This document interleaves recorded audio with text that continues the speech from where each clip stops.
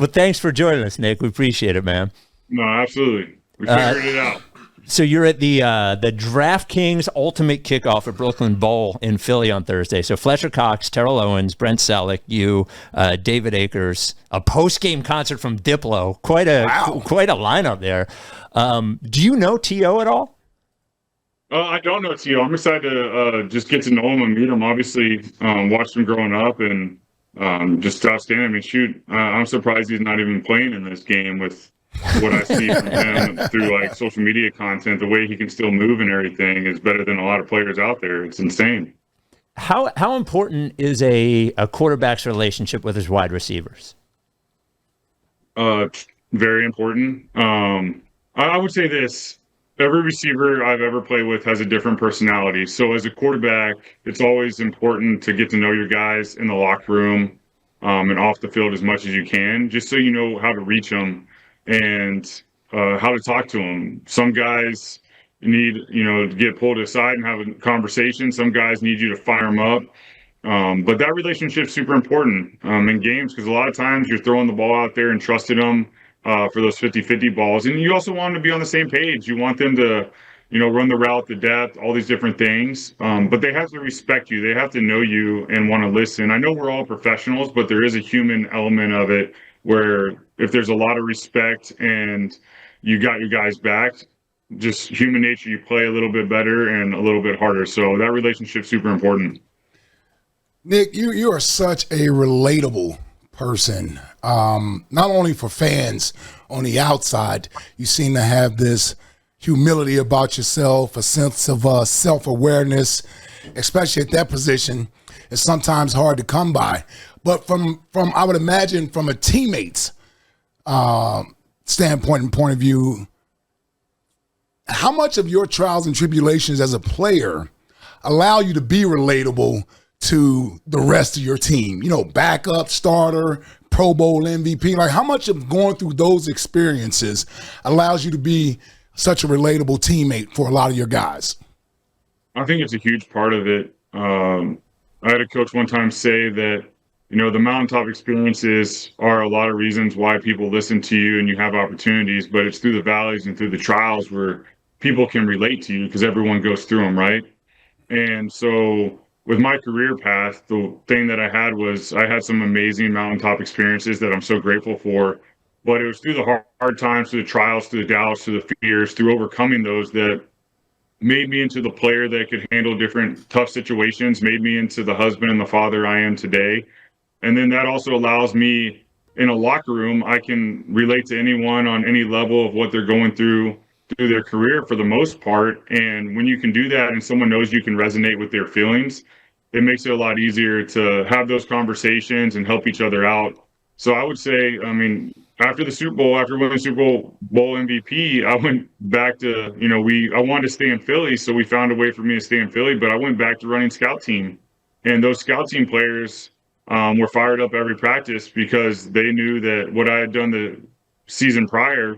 And they're like, man, if we're out here getting to work with him, we're going to get better. And we wanted to bring it every single day. So my goal every day was to help my teammates be better and not worry about what had happened in the past, good or bad, and just keep moving forward and ultimately impacting that locker room and wherever I'm playing. So, Nate, sometimes a band will have like a really long career, but they have one hit that like everybody always wants to hear all the time.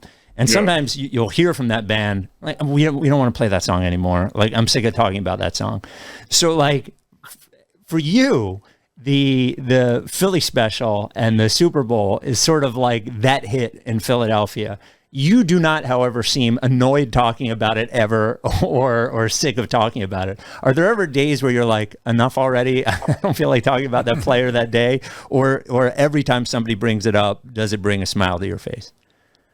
I think being in Philadelphia, being drafted in Philly and just being around the fan base, living in South Philly for a couple of years, then downtown, being around everyone, I know how important the Super Bowl is for everyone. The Super Bowl victory, the first one, was so special because every year was like, this is going to be the year. So I know when that question is asked about the Super Bowl or the Philly special, I've been doing a series on social media about fun facts about the Philly special that people didn't know. As my brand Dad Season released the hat, I'm wearing the You Want Philly Philly hat. There you go. And I know that it's important to everyone asking me the question, and I try to treat it as it's the first time I got asked the question.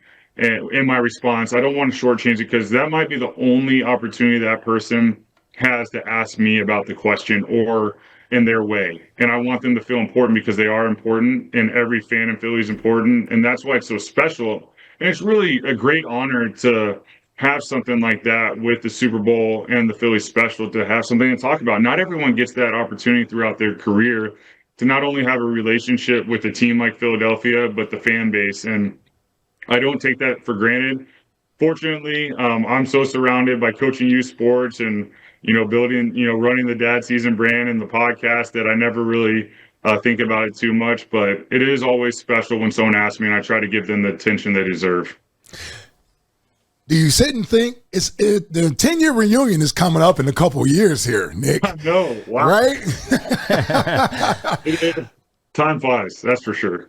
So when you think back to that second year, and in the dynamic in which you guys won the Super Bowl under is very rare. So it's really hard to compare what the team is sort of experiencing going through now, trying to be quote unquote defending champions.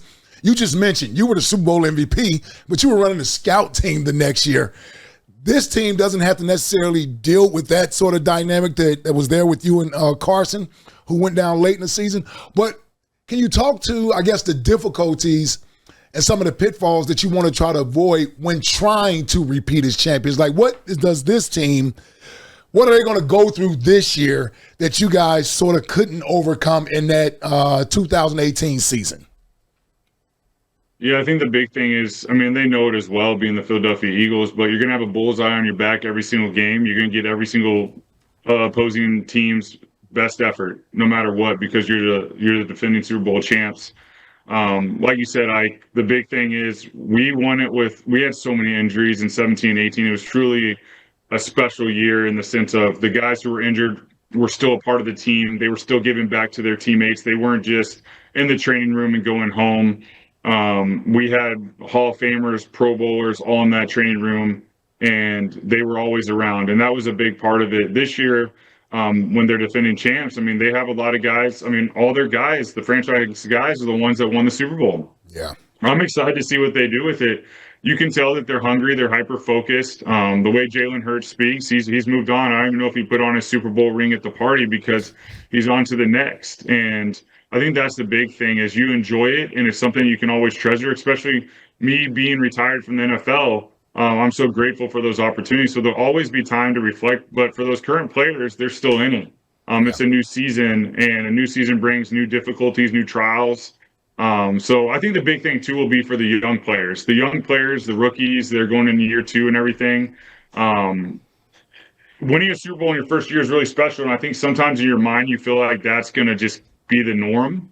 But it's not, because this is the NFL, and all these teams are great. The coaches, I wouldn't say this. Not all the teams are great. There's some pretty bad teams out there. I'm trying to be nice, but there's some bad teams and some poorly run organizations. Philadelphia is very well run, and they have great coaches and great players.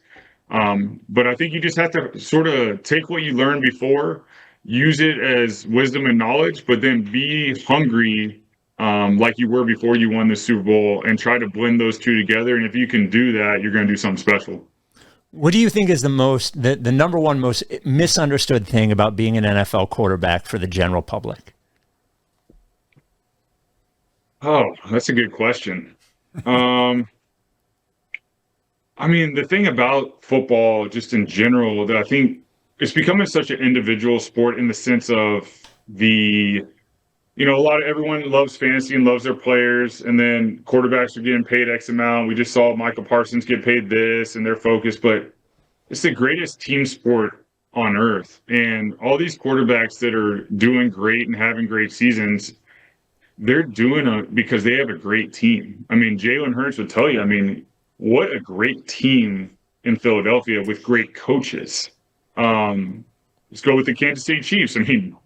Andy Reid and Pat Mahomes, they've built that culture. Andy's built that culture for a very, very long time, and then brought Pat into it, and Pat's amplified the culture that is there. So I would say for all fans out there. I mean, quarterback, obviously you have a responsibility to be great, and there's so many great quarterbacks out there, but it takes your teammates, it takes your coaches, it takes your ownership, and it takes your GM being aggressive to put the players in the locker room to ultimately give you success.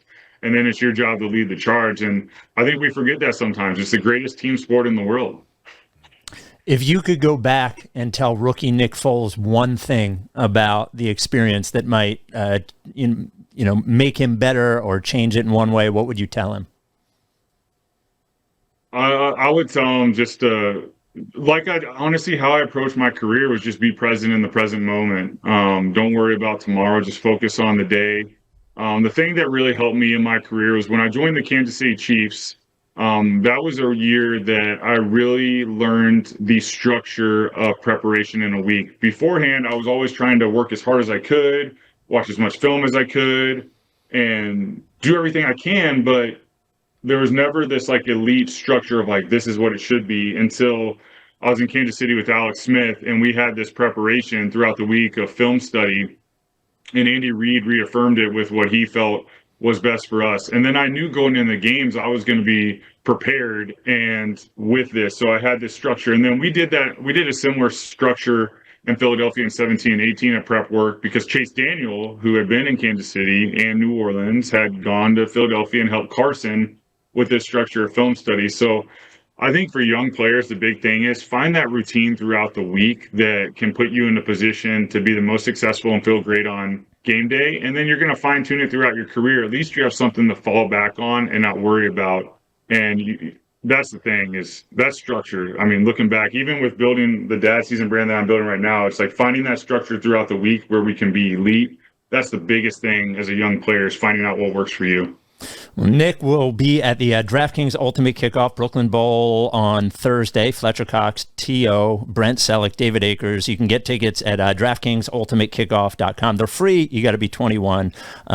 Dude, you know you're always a hero here, and you're always welcome in Philadelphia. So we appreciate your time, man. And the answer you gave about answering the Philly special question was beautiful, man, because it really is. People get that one shot, and you make it memorable for them. So thanks so much, Nick. Always first class, brother.